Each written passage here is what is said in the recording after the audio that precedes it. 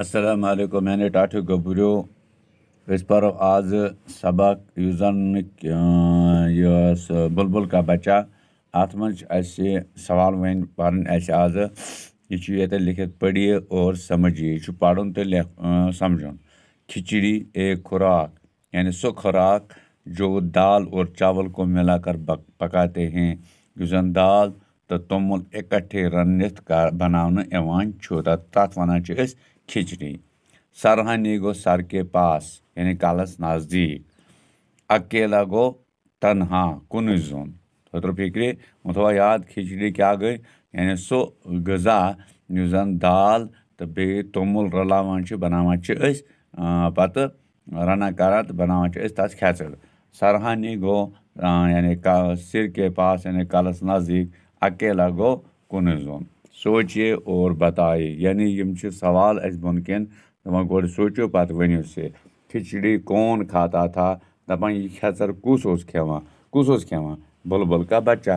ये लिखो ब्रो कन सवाल जवाब बुलबुल का बच्चा।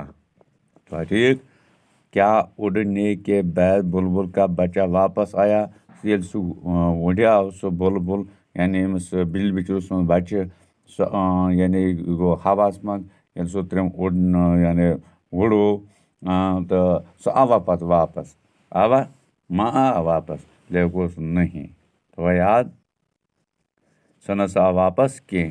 बुलबुल गाना कहाँ गाता था कत पे यह गेवान कत पे गेवान। हाँ तो फिक्र आज पूरा सवाल बुलबुल का बच्चा गाना गाता था कत गेवान।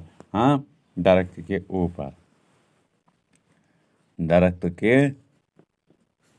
ऊपर ओस ना कुलिस पे। हाँ तो अम पत क्या ब्याक सवाल हरूफ अलग अलग करके लिखिए।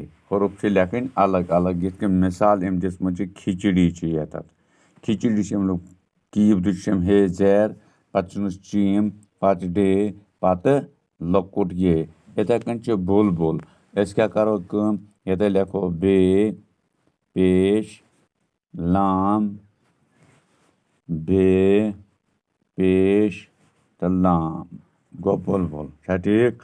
पत पानी यह अलग कर लिखो पे अलिफ नून लकुट ये बनो पानी। इथे कन गाता यह गो गाफ इत कन अलिफ ते अलिफ गाता तो याद बने यम क्या हरूफ को यानी अलग अलग लिखिए लफ्ज़ बनाइए। हरूफ अलग अलग लिखकर लफ्ज़ बनाइए यानी लफ्ज़ और बनवित तो कर अलग अलग यानी लफ्ज़ों को हरूफ में लिखिए यानी हरफन मज लिख लफ्ज़ अलग अलग। तो फिक्र यह कर यह तुलो इथे कन पे कापी पे तो पत करो याद युथ तो एग्जामस मज तुम हेको इतन सवालन हुंद जवाब आसानी सान दिथ वनित ठीक। तो अति गो पन्नस मकसदस मज कामयाब। हाँ तो हेको बेस क्लास मज तुम पत वतित ठीक।